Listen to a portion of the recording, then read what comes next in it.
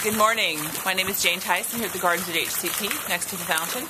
It is a glorious sunny day, as you can tell, because I'm squinting into the sun. And I'm just today going to talk to you a little bit about one of our most favorite weekends, which is Hellebore Sunday, March 4th. And we're hoping that it will be a day like today. And it is the day that we celebrate all things Hellebore. And I brought some of the ones that we're going to have for sale. And actually, you can come in anytime and buy these. This is candy cane, so it's this beautiful pale pink color. It's a Niger cross, so it has a leaf that's a little bit different from the Argutifolius and some of the other ones. You think of they're pretty strong cultivars. They're going to hold their color, hold their shape. They have these beautiful doubles.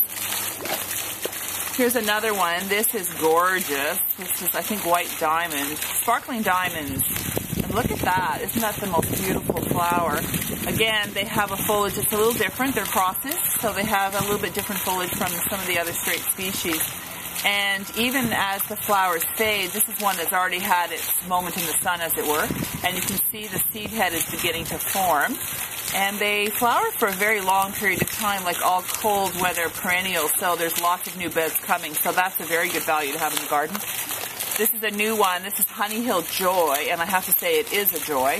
Beautiful, strong foliage, dark leaves. There's a little bit of color in the veins. It's kind of hard to see in the sun. And these beautiful, pale chartreuse flowers. Just gorgeous. Quite a simple flower, but they're a very strong cultivar, and they're going to flower for a long period of time, and they'll slowly form a really good, solid clump. So that's an excellent one. We're really happy with that one. This is another new one. Again, you can see primarily by the leaves that they have different parentage, because this looks like, I actually don't know, but this looks like it's more like Argutifolius. And this is called Hot Flash. And although the flowers are just now beginning to emerge, it's a really vibrant pink. But you would choose this one just as much for this beautiful foliage as you would for the flower. The foliage lasts a lot longer. And you can pick up other things in the garden to echo the red, which is always something that you're looking for in design, to carry a theme or a color so the eye can really read it as it goes through the design of the garden. It's a brilliant thing. These also do really well in containers, which means if you don't have a hospitable part in the garden, you can actually put them in a container. When they're doing their thing and they're beautiful flowers, you can sort of roll them front and center. And when they have their more quiet time in the summer, you can sort of tuck them under a tree, which is their preferred location in the hot summer.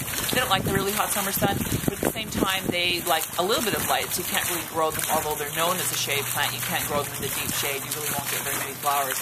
They are a terrific addition to any garden, and I have to say one of its big points these days is they're poisonous, so they tend to not be deer food, because the deer will, if they eat them, chew them and spit them out and maybe even get a tummy ache, so that might not be a bad thing.